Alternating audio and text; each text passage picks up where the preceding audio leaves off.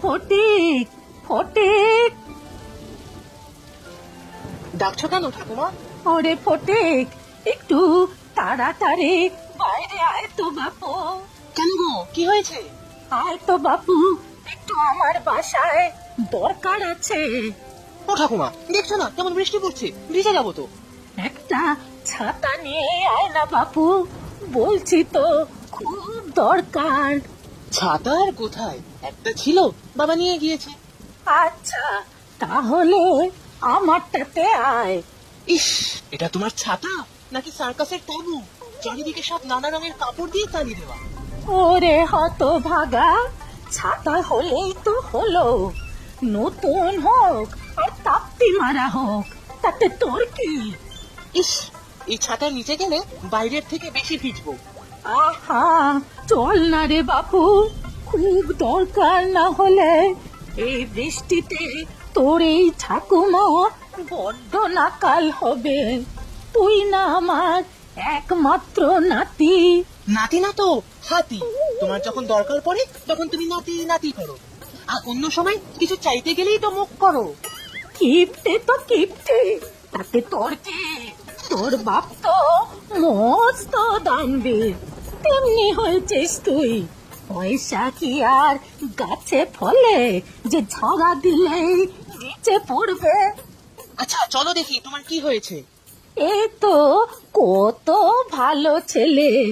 আয় বাপু আয়, আমার এই ছাতার নিচে আয়। ছাতার মাথা, চলো, আমার ছাতা লাগবে না, বৃষ্টি তো অল্পই পড়ছে। বলো কি করতে হবে ঠাকুমা?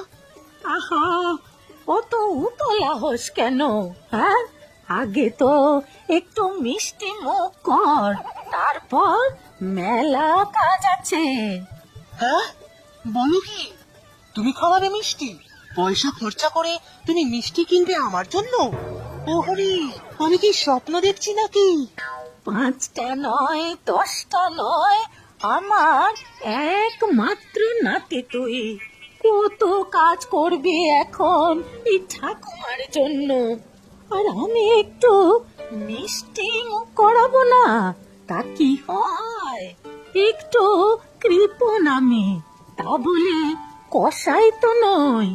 না থাক, আগে কাজটা করে নিই, তারপর না হয় পেট পুরে মিষ্টি খেয়ে যাবো।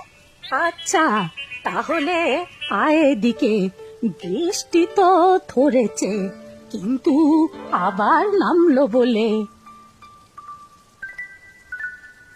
আয় বাছা আয়, এই ছুরি দিয়ে বড় দেখে কচু পাতা কাটতো বাপু, গোটা 10। ইস, তুমি কচুর শাক খাবে আর আমাকে দিয়ে কচু বন কোথাচ্ছ? হাত চুলকাবে আমার। আরে না না, এই আমার নিজের কচু গাছ, বুনো কচু নাকি যে হাত চুলকবে? নিজের কচু গাছ আবার কি? এ কি তোমার নিজের কুকুর বিড়াল নাকি যে পোষা? আচ্ছা বাপু, হয়েছে, এই দেখ আমি কাটছি, তুই বাপু পাতা ধরে নিয়ে চল, তাহলে আর হাত চুলকবে না।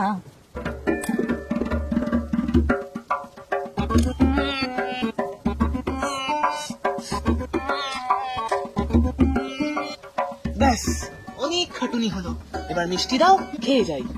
ও মা, এ বলে কি ছেলে? আরে আসল কাজ তো এখনো বাকি। আসল কাজ আবার কি? এই কচু শাক কেটে রান্না করে খাওয়াতে হবে নাকি? ওসব হবে না, এই আমি চললাম। আরে না না, রাগ করিস না বাপু, অন্য কাজ আছে। এই মুইবে চালে উঠে পড়তো বাপু। এই তোমার ভাঙা ঘরের ভাঙা চালে উঠবো? খ্যাপা নাকি? সব টালি ভেঙে গর্ত হয়ে আছে, পড়ে গেলে কি আর হাত পা আস্ত থাকবে নাকি?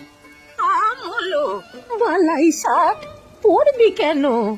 চালটা মজবুতি আছে, শুধু 2-1টা টালি যা ভেঙে চালটা ফুটো হয়ে আছে। তুমি এত কিপটে কেন গো ঠাকুমা? বাবা তো কতবার বলেছে ঘর আমি দেখে তোমার ঘরটা সারিয়ে দেবে, তুমিই তো রাজি হওনি। তোর বাপের শুধু পয়সা খরচা করার ফিকির, ঘর আমি ডাকলে কত টাকা লাগবে জানিস? তোর বাপটাও হয়েছে এক লাটের বাঁট। ও ঠাকুমা, আমার বাবাকে গালমন্দ করছো কেন? তোমার ছেলে হয় না? ছেলে? তাতে কি? টাকা পয়সা খরচা করা আমি দু চোখে দেখতে পারি না বাপু। তুমি কিপটে বুড়ি, তাই মাথার উপর ভাঙা চালে থাকো। শুয়ে শুয়ে রাতে চাঁদ দেখো চালের ফুটো দিয়ে। সে বাপু মন্দ বলিসনি। রাত্রে একা একা শুয়ে চালের ফুটো দিয়ে চাঁদ দেখি। ওদিকে চাঁদের বুড়ি বসে চরকা কাটে। কত গল্প করি দুজনে।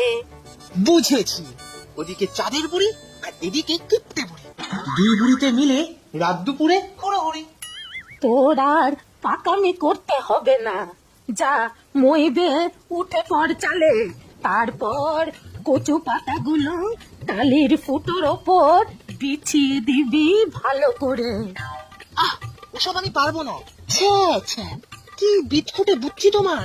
টালি ভেঙেছে, কোথায় নতুন টালি লাগাবে? নাকি কচু পাতা দিয়ে ঢেকে বৃষ্টির জল আটকাবে? যেমন বাপ তার তেমনি ছেলে। নতুন টালি কি আর মাগনা দেবে? কত খরচা হবে জানিস?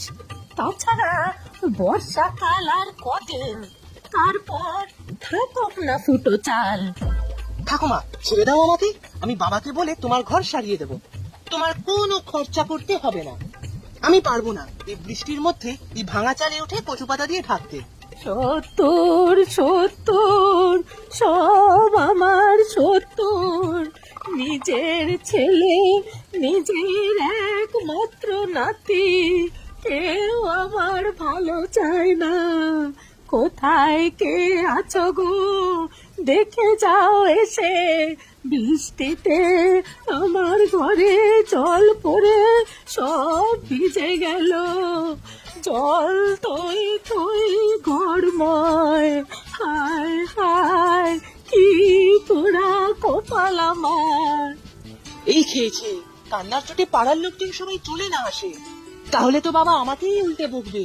ও ঠাকুমা, ঠাকুমা, থামো থামো। দাঁড়াও দাঁড়াও, উঠছি চালে। তুমি হাত বাড়িয়ে কচু পাতাগুলো দাও। কিন্তু এগুলো থাকবে কেন? একটু পরেই তো উড়ে নিচে পড়বে। আরে না না, এই ইটের টুকরোগুলো আছে না, কচু পাতা ভালো করে রেখে তার উপর এই ইট দিয়ে চাপা দিয়ে দিবি। আচ্ছা ঠিক আছে, পরে টালি ভেঙে মাথায় ইট পড়লে তখন আমাকে বলো না। আরে না না, কিচ্ছুটি হবে না। কাজটা ভালো করে তাড়াতাড়ি করে নে, মিষ্টি মুখ করতে হবে তো।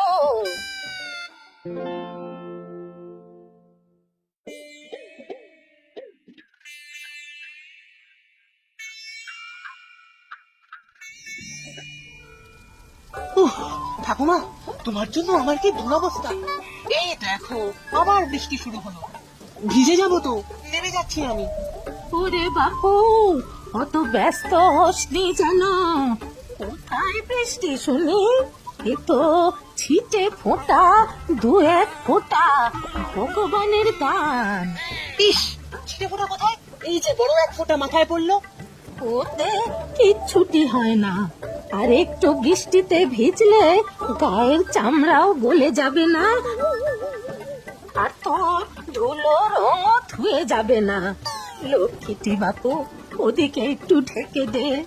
এই আমি তো মুখ মিঠা করার ব্যবস্থা করছি। আচ্ছা ঠিক আছে, আমি জ্বরে পড়লে মা দেখো তোমাকেই বলবে। তা কি বলবে শুনি? গতবার যখন তোর জ্বর এলো, তখন কি রাত জেগে তোর মাথায় জলপট্টি করেছিল শুনি? সেটা তুমিই করেছো। তাই বল। আর তার জন্যই তো অত বড় জ্বর থেকে সেরে উঠেছিস। ও তাই বুঝি? আর জ্বরটা কেন এসেছিল তা বলো, কার দোষে? এ তো বাপু আমারই দোষে। খুব কিপটে তুমি। কোথায় লোক ডেকে পয়সা দিয়ে পচা ডোবার পানা পরিষ্কার করবে, না তো কি আমাকে কোমরে দড়ি বেঁধে নামিয়ে দিলে। অত পানা পরিষ্কার করি আমার পিঠে ব্যথা আর জ্বর। সে বাপু আমারই দোষ।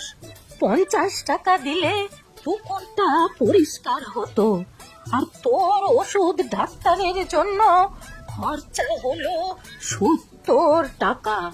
20 টাকার লোকসান, সেই দুঃখ আমার এখনো আছে বাপু। ও, 20 টাকা লোকসানের দুঃখ তোমার, আর আমার যে অমন শরীর খারাপ হলো তাতে দুঃখ নেই? সে বাপু আছে, তবে শরীর খারাপ হলে আবার ভালো হবে, কিন্তু 20 টাকা তো আর ফেরত আসবে না।